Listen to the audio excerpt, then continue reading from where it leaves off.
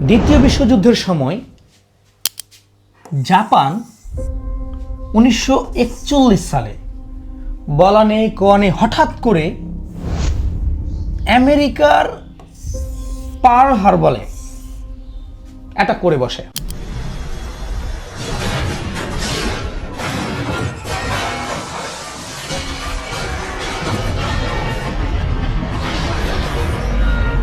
একদম জোরালো অ্যাটাক। প্রথমে তারা এয়ারক্রাফট দিয়ে অ্যাটাক করে সরাসরি নৌঘাঁটিতে। পার্ল হারবারের সবচেয়ে বড় নৌঘাঁটি ছিল আমেরিকার এবং সেখানে অ্যাটাক করে।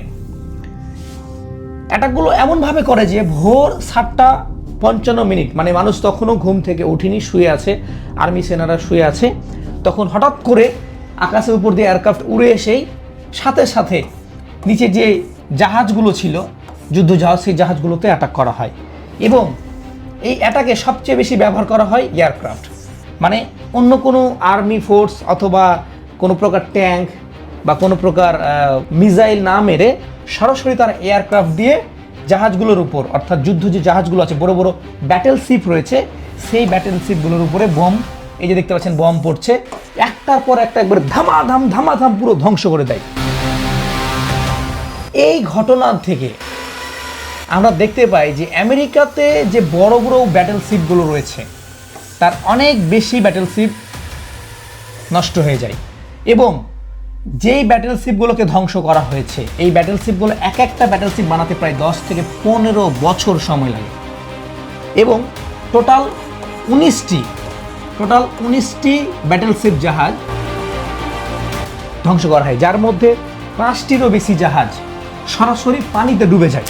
জাপানের এই আক্রমণ বা অ্যাটাকের ফলে আমেরিকার প্রায় 188টি হেলিকপ্টার বা যুদ্ধজাহাজ বা এয়ারক্রাফট ধ্বংস হয়, একবারে ধ্বংস হয়ে যায় এবং প্রায় 159টি ড্যামেজ হয়ে যায়, মানে অচলের মতো অবস্থা। এবং সবচেয়ে বড় যে ব্যাপারটা সেটা হচ্ছে এই অ্যাটাকের ফলে আমেরিকার 2403 জন আর্মি এবং সিটিজেন মারা যায়। আপনি কল্পনা করতে পারেন এমন এক অ্যাটাক, আপনি সকালে ঘুমিয়ে আছেন, হঠাৎ করে বলা নেই কওয়া নেই আপনার বাড়ির ছাদের উপরে বোমা পড়ছে, আপনার কেমন মনে হবে? অনেক খারাপ লাগবে। বউ বাচ্চা নিয়ে দরাদরি, কে হাত পা ভেঙে পড়ে আছে, কে কী অবস্থা তার ঠিক নাই। শুধু যে মারা যান তা না, প্রায় 1100-এরও বেশি আর্মি এবং ওখানে যে নার্স ছিল, ডক্টর ছিল এবং সিভিলিয়ান ছিল, তারা ইনজুরি হয়, মারাত্মকভাবে ইনজুরি হয়। এই অ্যাটাকের ফলে আমেরিকার প্রায় বিলিয়নস অফ ডলার লস হয়, billions of dollar, crore crore টাকা লস হয়। কারণ এই বললাম না যে একটা জাহাজ, ব্যাটেলশিপ জাহাজ বানাতে প্রায় 10 থেকে 15 বছর সময় লাগে, এমন প্রায় 5টি জাহাজ পুরোপুরি পানিতে ডুবে যায় এবং টোটাল 19টি জাহাজ ক্ষয়ক্ষতি হয়। আপনি চিন্তা করেছেন যে কত বড় একটা অ্যামাউন্টের ক্ষয়ক্ষতি। এবং এই বিষয়টা নিয়ে হলিউডের একটি ঐতিহাসিক মুভি আছে, মুভির নাম হচ্ছে পার্ল হারবার। আপনারা মুভিটা দেখতে পারেন, অনেক সুন্দর একটা মুভি, যে কীভাবে জাপানিজরা প্ল্যান পরিকল্পনা করে আমেরিকার উপর অ্যাটাক করেছিল। আসলে দৃশ্যটা কেমন ছিল, কতটা মর্মান্তিক দৃশ্য ছিল, মানে আমেরিকাকে কোনো প্রকার জবাব দেওয়ার মতো পরিস্থিতি তৈরি করেনি। আমেরিকা প্রস্তুতি নেওয়ার আগে পুরো মার্কিন ঘাঁটিকে, অর্থাৎ যে নৌবাহিনীর ঘাঁটি, পুরো তছনছ করে দিয়ে, ধ্বংস করে দিয়ে তারা তাদের সেফ জোনে চলে যায় এবং আমেরিকার পার্ল হারবার শুধু হাই হাই আর হাহাকার করতে থাকে।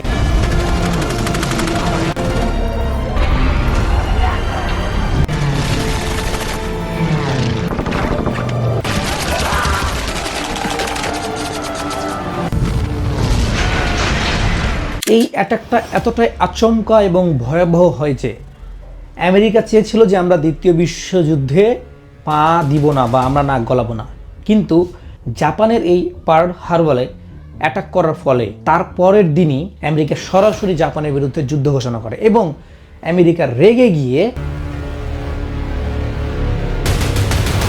জাপানের উপর হামলা করে এবং তখন থেকে শুরু হয় যুদ্ধ।